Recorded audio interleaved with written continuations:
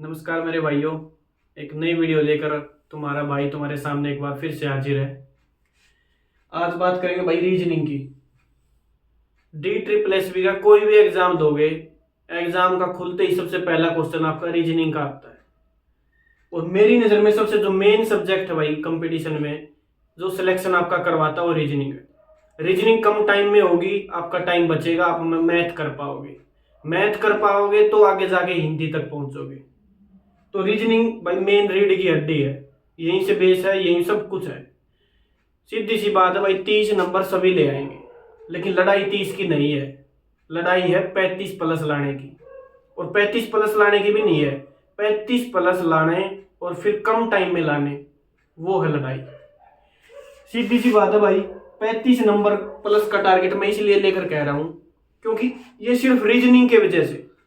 अगर मैं इसका तुम्हारे इसके अंदर लॉजिकल और डाल दूं, तुम्हारे लॉजिक, तुम्हारी जिक के जनरल अवेयरनेस, तो स्कोर आपका पहुंच जाता है 37-38 तक। और इसके अंदर सब कुछ ही भाई, एक ब्रिलियंट ही बच्चा है तो 38-39-40 तक भी पहुंच जाएगा। ये 37-38 मैंने लॉजिकल बात जो बोली आपको, जैसे क्वेश्चन आ गया वेन डायग्राम का, ठीक है, वो आपकी जनरल नॉलेज पे डिपेंड करता है। वेन डायग्राम जैसे कह देगा वेन डायग्राम बनाओ, कोई भी कह दिया, जैसे भाई फर्नीचर कह दिया, फर्नीचर के अंदर क्या है, चेयर टेबल एक्स, ये चीजें, इनका वेन डायग्राम, ये आपकी नॉलेज के ऊपर डिपेंड करता है और आपके लक के ऊपर भी डिपेंड करता है क्वेश्चन आता कैसा है। ठीक है, प्लेनेट दे दिया, अर्थ मार्स, इनका बताओ भाई वेन डायग्राम बनाओ, ऐसे क्वेश्चन। तो 35 तक तो आप स्कोर नॉर्मली कर सकते हो भाई, थोड़ी सी तैयारी में, मॉक टेस्ट लगाने से। और उम्मीद मैं ये कर रहा हूं तुम्हारी तैयारी 1 नंबर की चल रही होगी, क्योंकि पेपर अभी टाइम बहुत है। अभी नहीं कर सकते तो भाई छोड़ दो फिर, क्योंकि मौका बार बार नहीं आता। इतनी वैकेंसी आ रही हैं, जेल वार्डर की भी, LDC की भी, हर डिपार्टमेंट जे पता नहीं कितने फार्म भरे जा लिए। तैयारी अच्छी कर लो मेरे भाई। रीजनिंग के ऊपर बात करते हैं भाई। सबसे पहली चीज जो थोड़ा सा जो हटके SSC से है, मैं उन पे बात करूंगा। अब बात कर रहे हैं मैं सिलोगिज्म। SSC में भी आता है, लेकिन एक नॉर्मल लेवल का आता है, इजी लेवल का। और DSSS में आप ये क्वेश्चन देखोगे भाई, मॉडरेट से हार्ड लेवल पर आएगा। क्वेश्चन कैसे आएगा आपका ये मैं बता रहा हूं। इसको थोड़ा सा हार्ड बनाने के लिए इसमें 3-3 चीजें दे देते हैं। SSC में नॉर्मली 2 लाइन दिखती हैं आपको, कुछ XY हैं, कुछ ZX हैं, ऐसे, ठीक है। इसमें 3 लाइन दे देंगे। 3 लाइन नहीं देगा तो SSC में आइदर और नाइदर और, रेयर ही चांस आपको देखने को मिलता है। लेकिन DSSS के आप क्वेश्चन उठाओगे, ऑप्शन में आइदर और नाइदर और जरूर मिलेगा। यहां पर क्वेश्चन का लेवल हार्ड हो जाता है भाई। 2-3 क्वेश्चन आएंगे ही आएंगे मेरे भाई, रट लो, बिल्कुल 1 नंबर का टॉपिक है। और इस पे कुछ भाई जो है ना डायग्राम बना के करते हैं, लेकिन इनकी एक ट्रिक भी होती है, उसमें डायग्राम भी नहीं बनाना होता, सामने जो चीज लिखी हो वो देखना आपने। 100-50 वाला मेथड जिसको हम बोल देते हैं, उस पर प्रैक्टिस कर लो, बेटर है। अब बात करूं मैं सीटिंग अरेंजमेंट भाई। सीटिंग अरेंजमेंट, क्लास में बैठे होगे, ग्रुप में बैठे होगे, और भाई सब सर्कल में बैठे होगे सारे डाल के, यही चीज है। अब सर्कल में बैठोगे तो सर्कल में तो भाई हर तरीके के बंदे आएंगे, वही तरीका यहाँ है। सीटिंग अरेंजमेंट का अच्छा क्वेश्चन आता है, और मैं कह रहा हूँ ज्यादा टफ आ जाए तो छोड़ देना, क्योंकि 1 नंबर का ही आएगा, टाइम कंज्यूमिंग ज्यादा होगा। और मॉडरेट लेवल तक है तो उसको अटेम्प्ट कर लेना। कई बार इसमें 7-7, 8-8 आदमी दे देगा अरेंज करने के लिए, 6 आदमी दे देगा, 6 आदमी को अरेंज करो, और पता नहीं उसकी पीठ किधर है, मुंह किधर है। कई बार और लेवल हाई करने के लिए 3-3 स्टेज दे देगा, फर्स्ट फ्लोर पे ये है, सेकंड पे ये है। और कई बार ये भी कर देता भाई, आदमी के साथ उनके ये कलर सेलेक्ट कर रहा है। तो क्वेश्चन थोड़ा सा टिपिकल यहां से बनता है भाई सीटिंग अरेंजमेंट का। टाइमिंग कंज्यूमिंग होता है, आता सबको है, तो डिपेंड कर रहा है आपके ऊपर। अगर आपकी तैयारी अच्छी है तो आप छोड़ भी सकते हो, तैयारी अच्छी नहीं है तो उसमें घिसा पीटी लगे रहोगे। आपको ये पता है कि मैं इसको छोड़ के आगे मैथ भी कर सकता हूं, तो जरूरी नहीं है कि हर एक क्वेश्चन अटेम्प्ट करना। आपके अंदर एक आर्ट है, वो उसमें आपको ये होना चाहिए कि मुझे छोड़ना भी आना है। सीटिंग अरेंजमेंट के बाद ब्लड रिलेशन भाई, आएंगे ही आएंगे 2-3 क्वेश्चन। कोई इमेज बता देंगे कि राम सोच रहा है, राम एक तस्वीर देखकर ये कह रहा है कि उसकी बुआ, उसका फूफा, फलाना ढकड़ा, सारी रिश्तेदारी का बेरा होगा ना। बेरा तो सब 2-2 लाख रुपए मांग के देख लो, अपने आप पता लग जाए कौन अपना है कौन पराया है। ठीक है, तो ब्लड रिलेशन, तुमने अपने रिलेशन तो ठीक करने ही आते हैं। अच्छे लेवल का क्वेश्चन आता है भाई। ये 3-4 टॉपिक जो मैं बता रहा हूं, ये टॉपिक थोड़े से मॉडरेट लेवल के आते हैं, इनमें टाइम ज्यादा लगता है। अब क्वेश्चन जो एसएससी से और ज्यादा हटके थोड़े से दिखेंगे आपको, स्टेटमेंट कंक्लूजन।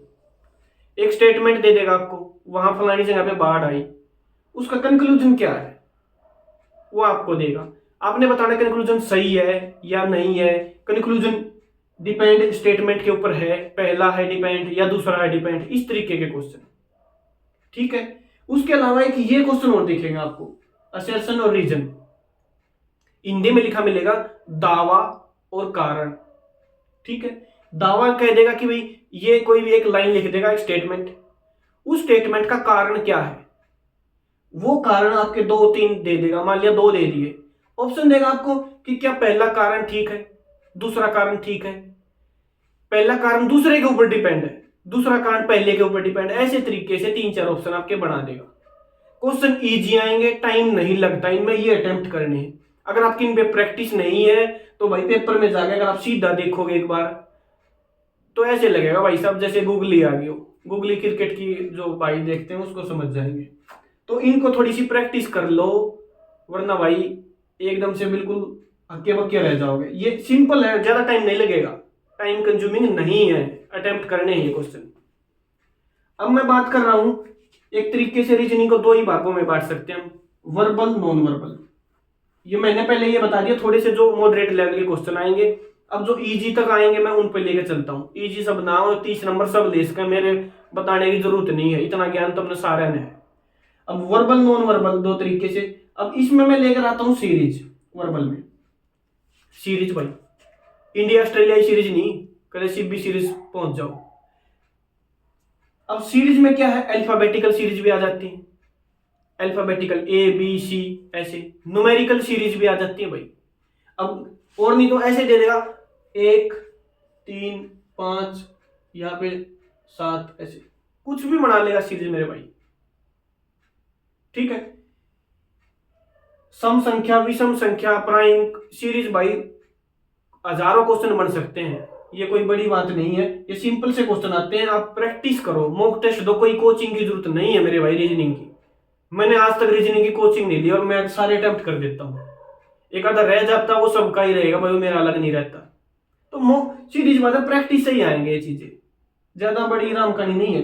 कोडिंग डिकोडिंग भाई, कार को लिख रहे हैं 245, बाइक को लिख रहे हैं 4728, तो उसी तरीके से कुछ भी एक लेटर लिख देगा आपको, उसको क्या कहेंगे, कोड डिकोड। इस कोड में इसको ये बोल रहे हैं। इंग्लिश में ए को हो सकता है वहां पे जेड बोल रहे हो। इस तरीके से कोडिंग डिकोडिंग के क्वेश्चन ये आप लोगों को सब बताइए, ये क्वेश्चन आएंगे ही आएंगे भाई ये। ठीक है। एक एक 2 क्वेश्चन सारा का सारा आएगा, जो ज्यादा आएंगे वो मैंने पहले डिस्कस कर लिए, 4-5 पॉइंट वो मस्ट है।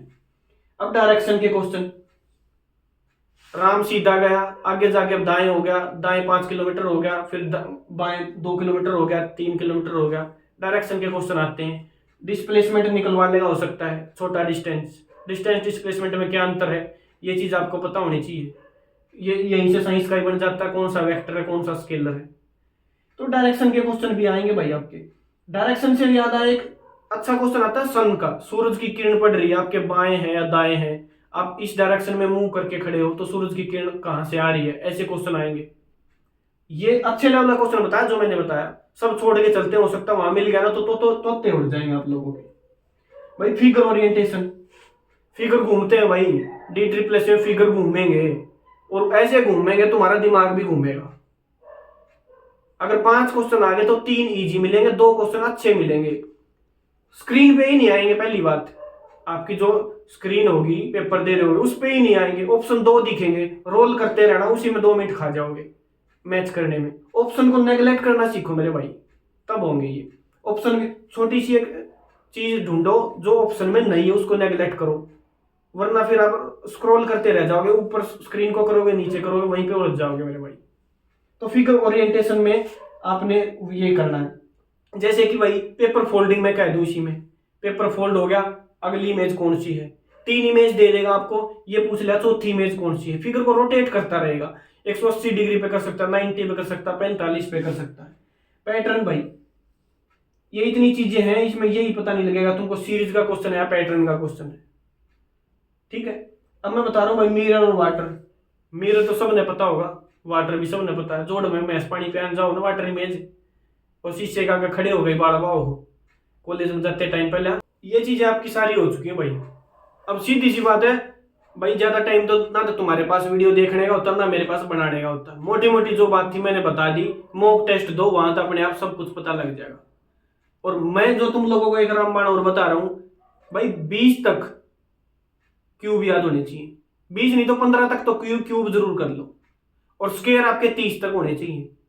ठीक है, वो होंगे तो आपका टाइम बचेगा। इंग्लिश के लेटर आपने भाई साहब ऐसे याद होने चाहिए जैसे तुम्हारा अपने पार्टनर का नाम याद है।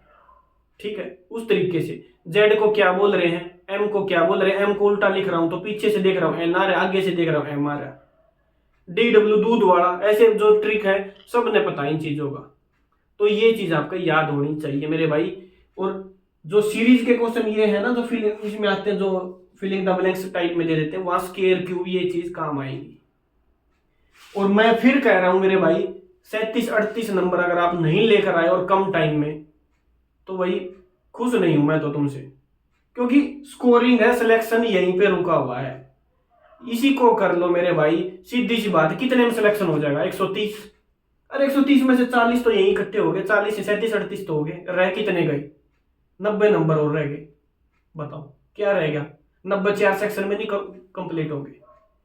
तो करो मेरे भाई, मॉक टेस्ट दो, मॉक टेस्ट से ही आपकी रीजनिंग हो जाएगी। ज्यादा बड़ी राम कहानी नहीं है। ठीक है, फालतू फंड की बातें में मत पढ़ो, कहीं कहीं जाके कुछ कुछ मत सर्च करो, और अपनी प्रीवियस ईयर को देखो, तैयारी अच्छी रखो। पेपर जब भी होगा अच्छा ही होगा, क्योंकि मेहनत आप अच्छी कर रहे हो।